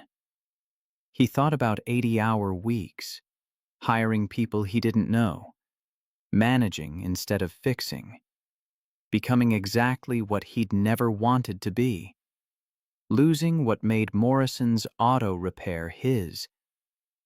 Tell them no. Tony stared at him. Boss, do you understand what you're... I understand exactly what it is. Jake set the contract down. A trap dressed up as an opportunity. My uncle taught me in Sacramento that there's a difference between growing bigger and growing better. This is bigger, but it's not better. You're turning down 6 figures because of Maddie. I'm turning down 6 figures to protect what matters. I spent 6 years building walls so high nothing could hurt me. Then Maddie walked through my door and reminded me what it feels like to care about something beyond just getting through the day. Jake looked at Emily's photo again, feeling like he was finally honoring her memory instead of hiding from it. I'm not trading that for a fleet contract. 4 weeks after the Vineyard weekend, Maddie called at 8 in the morning. Her voice sounded strange, nervous, excited, terrified all at once. I need to see you. Can I come by the shop? An hour later, she walked through the door carrying 2 coffees from Phil's. Jake was under a Ford Explorer, but he rolled out immediately, wiping his hands on a rag that was beyond saving. What's wrong? Nothing's wrong. She was pacing, unable to stand still. I told the Seattle firm, no. Jake went very still. What? I turned down the acquisition. All of them, actually. Tech Vision, the Boston Group, everyone. I'm keeping Sterling Solutions. Maddie, that was $120 million. I know what it was. She stopped pacing, faced him directly. And I know what everyone will think.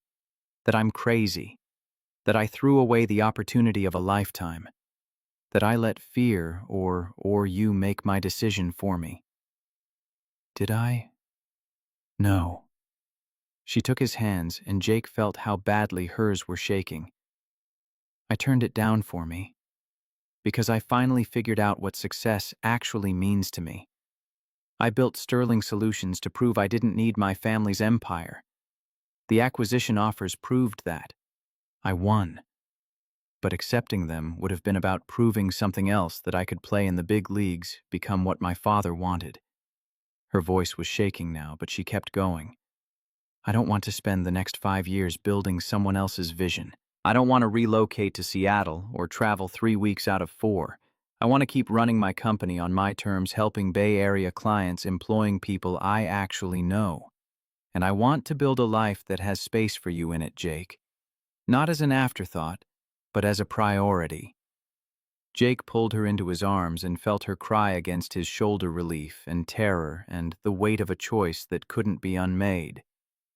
"Are you sure?" he asked quietly. "Really sure? I'm terrified I'll regret it, but I'm more terrified of waking up in 10 years having built an empire I don't care about while losing everything that actually matters." They stood like that for a long time, Tony and Marcus, pretending to work on the other side of the shop, but definitely listening. When Maddie finally pulled back, she was smiling through tears. "I have another idea, something we could build together." 8 months later, Jake and Maddie stood outside a shop in Sacramento, the city where Jake's uncle had fixed cars for 40 years. The building was modest, the neighborhood working class, the sign above the door reading Garcia Auto Repair, a Morrison Foundation shop. Maria Garcia stood beside them, 42 years old, former Marine Mexican-American woman who'd been 2 weeks from closing her shop when the foundation found her. Her rates were too low to stay in business, but she couldn't raise them knowing her customers couldn't afford it. The Morrison Foundation had given her a way to survive while staying who she was. The grand opening was small. Families with old cars lined up, people who'd been quoted impossible prices elsewhere who needed reliable transportation to get to jobs that barely paid rent. Maria's 2 new employees stood with her in clean uniforms, ready to work. Jake watched Maria diagnose a problem for an elderly woman with her teenage grandson, and he felt something profound shift in his chest. This was what purpose looked like. Not just maintaining his small Oakland shop, but expanding the impact of his values, building something that would outlast him. Maddie stood beside him, her hand in his.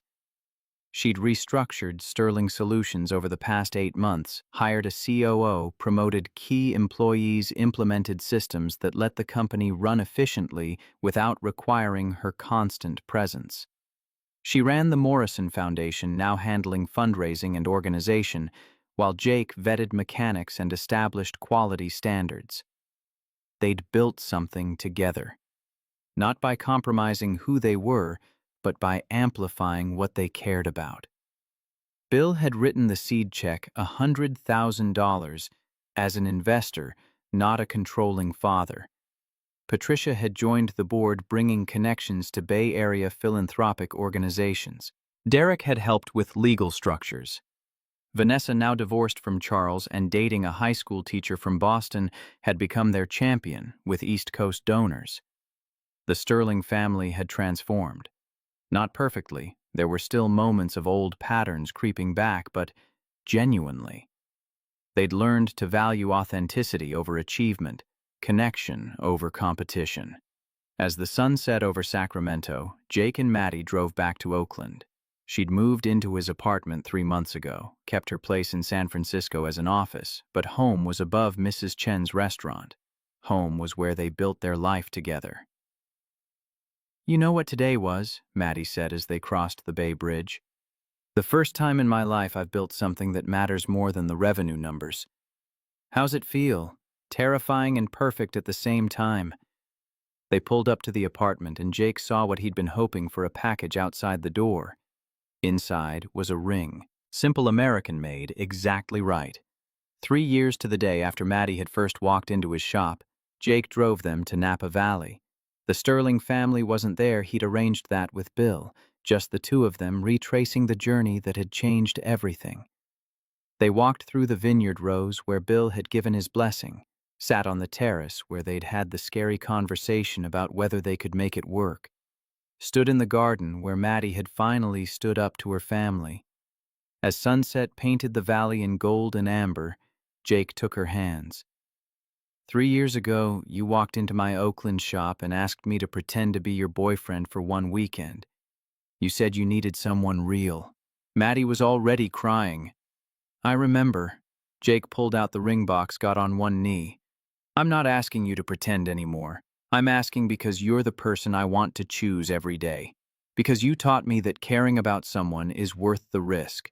Because building a life with you messy and complicated and beautifully imperfect is the best thing I've ever done. Madeline Sterling, will you marry me? Yes. God, yes. 6 months later, they married in Napa Valley. The ceremony was outdoors, vineyard backdrop string lights, sunset timing perfect. The guest list mixed family in formal wear with mechanics in suits they'd clearly rented for the occasion. Maria Garcia and her team from the Sacramento shop sat in the third row. Tyler, Sophie, and Jackson served as junior groomsmen and flower girl. Vanessa stood as maid of honor with her new boyfriend David, the high school English teacher, who loved her for herself instead of her pedigree. Tony, Marcus, and Jenny from Jake's Oakland shop sat in the front row wearing expressions of fierce pride. The vows were personal, honest. Maddie, I promise to keep choosing you. Every single day, even when it's hard. Especially when it's hard. I promise to be your wrecking ball when your walls go up and your safe place when they come down. I promise to build a life with you that's measured not by what we accumulate, but by who we help and how we love. Jake, I promise to let you in. To trust that being seen is safer than being protected. I promise to choose authenticity over achievement, connection over control. I promise to build a life with you where success means waking up and knowing we matter to each other more than we matter to the world. At the reception, Bill stood to give a toast. His voice was thick with emotion Jake had never heard from him before. 3.5 years ago, my daughter brought home a mechanic from Oakland, and I thought she'd lost her mind. A man with grease under his fingernails, no interest in wealth or status, completely unimpressed by everything we'd spent our lives building. I was wrong. He paused, gathering himself. Jake didn't need to be impressed by what we'd built because he understood something we'd forgotten. My father taught me in Detroit that a man's worth is measured by his paycheck. I built an empire believing that lie. Jake taught all of us in one weekend that a man's worth is measured by what he does when nobody's watching, by who he helps when there's nothing to gain. Bill raised his glass. To Jake, who taught us to see clearly. To Maddie, who had the courage to demand better from all of us. And to the life they're building together, one honest choice at a time. Tyler stood spontaneously. I just want to say Jake gave me a summer job at his Oakland shop last year. And he taught me that working with your hands isn't something to be embarrassed about. It's something to be proud of. So, thanks, Jake, for showing me what real work looks like.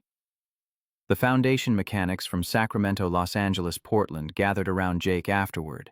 Because of you, we're helping people across California. That matters. 10 years later, Jake and Maddie returned to the Napa estate with their daughter Emma, 7 years old, with dark, curly hair and her father's eyes. They walked through the vineyard where their story had unfolded, Emma skipping between them. Grandpa Bill says you're a hero, Daddy. Jake caught up to her. I'm not a hero, sweetheart. I just show up and do what needs doing. Grandma Patricia says that's what heroes do. They show up. The Morrison Foundation now supported 23 shops across 5 western states: California, Oregon, Washington, Arizona, Nevada. Thousands of families helped. Hundreds of mechanics mentored. Jake still ran his original Oakland shop now with 5 employees. Half his time went to fixing cars, half to mentoring shop owners across the region. Sterling Solutions thrived under Maddie's balanced leadership. She'd built exactly what she wanted. Successful company on her terms, meaningful foundation, work life that had space for family. The Sterling family gathered on the terrace, the same location where Jake had first faced their hostile judgment. But the atmosphere was completely different now. Bill and Patricia held hands, genuinely affectionate. Derek and Amanda had renewed their vows after marriage counseling. Tyler was home from UCLA grad school, still working summers at Jake's shop. Sophie was studying social work at Berkeley, inspired by the foundation. Jackson, 18 now, was applying to Jake's mentorship program because he wanted to be a mechanic. Vanessa sat with David and their 2 kids, genuinely happy in a life built on authenticity instead of aristocratic performance. After dinner, Emma tugged Jake and Maddie's hands. "Tell me the story again. How you met." They'd told it dozens of times, but it never got old. They sat with her on the terrace overlooking the vineyard. "A long time ago," Maddie began, "Mommy needed help. She was scared her family wouldn't understand her. So she walked into a shop in Oakland and asked a stranger for help. And Daddy said yes," Emma finished. "That's right. Not because I had to, not because there was anything in it for me, but because someone needed help, and showing up for people who need help is what matters most." Emma looked serious, processing. "Is that why you and Mommy help people with their cars through the foundation?" "That's exactly why. Because everyone deserves help. And the greatest wealth in the world isn't money or success or anything Grandpa Bill used to think mattered." "What is it?" Jake and Maddie answered together. "Showing up when you have nothing to gain." Emma considered this. "I want to show up for people too, when I grow up." Jake pulled her close, tears in his eyes. "My uncle taught me in Sacramento that heroes are just people who show up when nobody else will. You don't need to be special, you just need to care. And sweetheart, you already do. Will you teach me to fix cars?" "I'd be honored." Later, after Emma was asleep in the guest room, Jake and Maddie stood at the vineyard overlook the same spot where he'd proposed. The California sky was full of stars, the valley bathed in moonlight. "You know what I realized today?" Maddie said. "The greatest wealth in the world has nothing to do with money." "No," Jake agreed. "It's showing up when you have nothing to gain. It's choosing people over profit.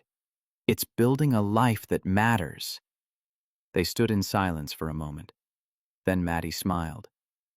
"Emma asked me earlier if we could help more people tomorrow." "What did you tell her?" "That we could. That we would. Even when it's hard. Especially when it's hard." Jake thought about the journey that had brought them here. A desperate woman walking into his shop 3 years ago. A weekend of family confrontation. Months of figuring out how to build something real across fundamental differences. Years of choosing each other consistently. Honestly, building a foundation that was helping thousands of people across the American West. He thought about Emily's photograph still on his desk in Oakland. About his uncle's Leatherman tool in his pocket. About the values passed down through generations, integrity, measured by what you do when nobody's watching. And he thought about Emma, 7 years old and already understanding that showing up matters more than calculating outcomes. That was legacy, not empires or acquisitions or wealth measured in millions, but values passed down, lived out, shared with people who needed them. The Morrison Foundation would outlast him. The mechanics they'd mentored would teach others. The families they'd helped would remember that someone showed up when they needed it most. And Emma would grow up knowing that the greatest wealth in the world has nothing to do with money. As they walked back to the house hand in hand, Jake felt profound gratitude for the woman who'd walked into his shop asking for help. Who'd needed someone real and found someone willing to be exactly that. Who'd built a life with him that was messy and complicated and beautifully authentic. Sometimes the bravest thing you can do is choose hope over fear, even when fear seems safer, especially when fear seems safer. And in the end, Jake thought as they climbed the stairs to where their daughter slept peacefully, that choice made all the difference. The Sterling estate lights went dark, one by one.